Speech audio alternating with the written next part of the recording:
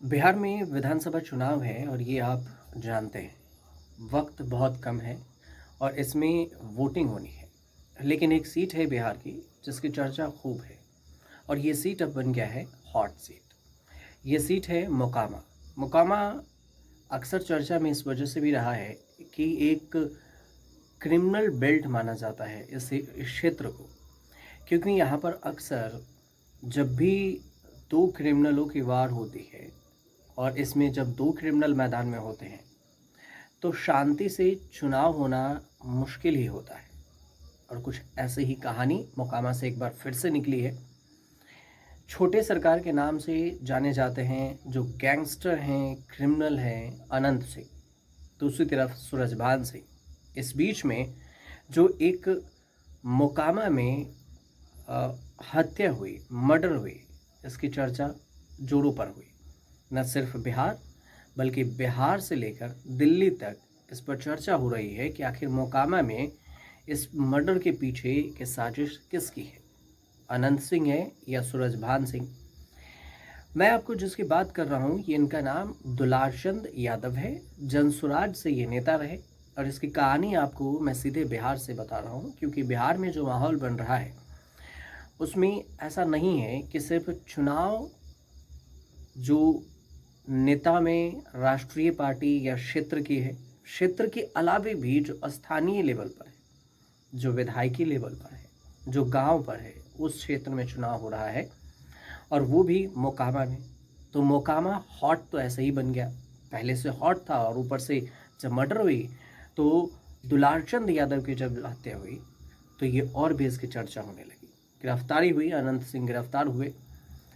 आपके मन में अगर बिहार से नहीं हैं और हैं तब भी तो सवाल उठ रहा हो, और नहीं भी तो आपको उठना लाजमी है कि आखिर दुलारचंद कौन है और क्यों अनंत सिंह को छोटे सरकार के नाम से जाना जाता है। सबसे बड़ी बात तो ये भी है कि कुछ लोग ये कहते हैं कि जब शहाबुद्दीन था तो वो गैंगस्टर और अनंत सिंह बना तो ये छोटे सरकार कैसे हो गया, क्योंकि है तो दोनों क्रिमिनल माइंडेड और दोनों क्रिमिनल, शहाबुद्दीन क्रिमिनल था और इधर अनंत सिंह भी क्रिमिनल है। तो ऐसा हुआ यूं कि 90 के दशक में जो मोकामा और बिहार की राजनीति थी उसमें खूब क्राइम हुआ करता था, मर्डर हुआ करता था, दबदबा था। कौन कितना दबदबा बना सकता है, ये 90 से जो 2000 के बीच का जो दशक रहा, 2005 तक, वो खूब रहा। इस बीच में लालू प्रसाद यादव की सरकार थी। लालू प्रसाद यादव जब सत्ता में थे तो कहा जाता है कि क्राइम यहाँ पर बढ़ा, और कहा नहीं, हकीकत भी है। इसके बाद नीतीश की सरकार आई, 2005 में सरकार बनी थी और उसके बाद नीतीश की सरकार आई, फिर से धीरे धीरे कंट्रोल होना शुरू हुआ। लेकिन बाद में क्राइम घटा, लेकिन उतना नहीं जितना होना चाहिए था। लेकिन चर्चा अब की बात कर रहे हैं तो इस बार मोकामा विधानसभा चुनाव पर बहुत ही तनाव का फाइट भी है। अनंत सिंह की गिरफ्तारी हो गई है और सबसे बड़ी बात कि जिस जेल में रखा गया है, अनंत सिंह को ले जाते वक्त उनके हाथों में छोटा पंखा दिखा, जिसे आप टेबल फैन कहते हैं। लोग कह रहे हैं कि हमारा क्या है, हम तो जेल में जाएंगे और हम छोटा पंखा चलाएंगे और मौज करेंगे। जेल से भी चुनाव जीत चुके हैं अनंत सिंह, तो उन्हें कोई फ़र्क नहीं कि वो चुनाव में रहें या ना रहें। लेकिन जो ट्रैक्टर ट्रॉली पर कभी आरजेडी के उम्मीदवार हुआ करती थी वीणा देवी, वो चढ़ती थी और प्रचार करती थी। तो अब कभी जनसुराज के जो उम्मीदवार हैं प्रियदर्शी पीयूष, जिनका नाम प्रियदर्शी से ज़्यादा फेमस है, ये अमर्यादित शब्दों का इस्तेमाल करते लोगों का समूह अस्पताल की तरफ जिस शव को लेने के लिए पहुंचा था वो गुलाब चंद यादव का शव था। गाली गलौज हो रही थी और जैसे ही गुलाब चंद यादव की हत्या हुई तो ये सब वहाँ पर पहुँचे थे। लेकिन इसके बाद, इससे पहले की कहानी समझिए तो ये गुलाब चंद कौन है। गुलाब चंद अनंत सिंह के बारे में आप सोशल मीडिया पर भी जानते हैं, वायरल भी रहती है खबर। लेकिन अब गुलाब चंद की बात करें तो 1980 और 1990 के दशक में बाहुबली गुलाब चंद यादव, बाहुबली ये भी थे, गुलाब चंद यादव के बीते 30 अक्टूबर की दोपहर इनकी हत्या हुई मोकामा में, और ये खुद में बाहुबली थे। मोकामा विधानसभा क्षेत्र में राष्ट्रीय स्तर पर इसकी सुर्खियां हैं। 90 में सिर्फ एक विधानसभा काल यानी कि 5 साल को अगर छोड़ दिया जाए तो इस सीट पर बाहुबली अनंत सिंह के परिवार का ही कब्जा रहा है मोकामा में। सिर्फ एक साल अगर छोड़ दे, मतलब एक टर्म को विधानसभा को। तो अब इलाके में अनंत सिंह को छोटे सरकार भी कहा जाता है क्योंकि दबदबा रहा और इनकी चलती हंसती रही है कि जो कहे वो बात मनवाने में रहे, तो इस वजह से लोग इन्हें छोटे सरकार कहते रहे। अब इसमें कहा यह जा रहा है कि गुलाब चंद की हत्या के पीछे जब टिकारी विधानसभा क्षेत्र में हिंदुस्तानी आवाम मोर्चा के प्रत्याशी अनिल कुमार चुनाव प्रचार के दौरान जब गए थे तो उन पर भी हमला हुआ था। इसके बाद अनिरुद्ध नाम के एएसआई के सिवान में हत्या हो गई। लेकिन दोनों घटनाओं में से जो मोकामा की सीट थी इसकी चर्चा खूब होने लगी। अब मोकामा की हो रही है। मोकामा की अगर बात करें तो दुनिया भर की, अब तो नहीं लेकिन दिल्ली से लेकर बिहार के तमाम यूट्यूबर मीडिया सब एक सीट पर लगे हैं, वो है मोकामा। कि मोकामा में आखिर क्या होने वाला है, कितनी इसमें मतलब जान होगी, अब क्या होगा, अनंत सिंह की गिरफ्तारी हुई है। तो ये जो मोकामा की बात कर रहे थे तो इसमें आपको तीनों पता चला हुआ, जैसे सूरजभान सिंह भी बाहुबली और ये भी क्रिमिनल, दूसरी तरफ अनंत सिंह भी क्रिमिनल और बाहुबली, और तीसरी तरफ गुलाब चंद भी क्रिमिनल ही, वो भी ऐसा नहीं है कि कोई सभ्य समाज या फिर सब जेंटलमैन थे, वो भी एक क्रिमिनल। तो तीनों के बीच में हुई। उससे 2 दिन पहले एक वीडियो वायरल हुआ था जिस दिन हत्या हुई उस दिन से, कि 30 अक्टूबर में गुलाब चंद अनंत सिंह की चुनावी रैली पर जो कुछ लोग जा रहे थे तो उस पर पत्थर फेंका था।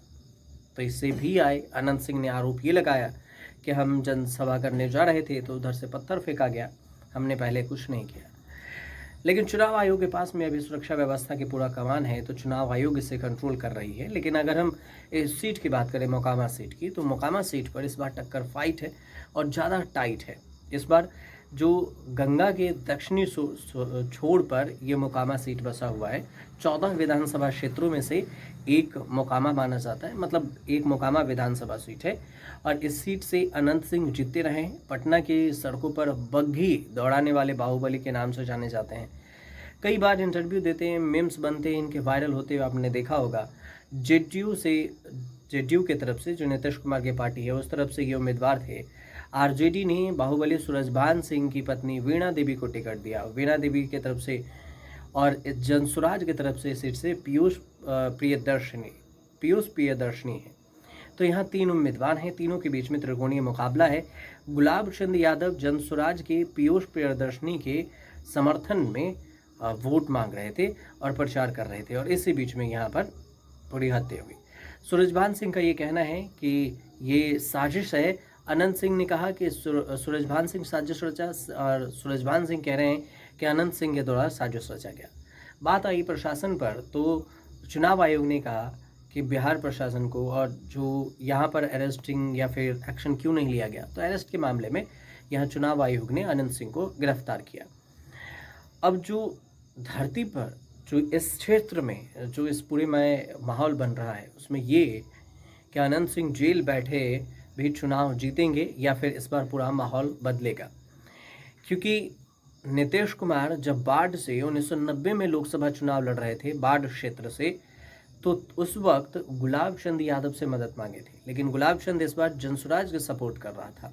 तो यहाँ कई सारी चीज़ हैं जो खुलकर सामने नहीं है। और एक शर्त और लगा था कि आरजेडी के एक नेता ने कहा था, जो नाम नहीं छापने पर, कि दुलारचंद यादव जो है नीतीश कुमार के कभी कट्टर सपोर्टर हुआ करते थे, लेकिन आरजेडी में न जाकर जनसुराज आई तो फिर पीके प्रशांत किशोर की पार्टी में वो उसके तरफ से प्रचार प्रसार करने लगे।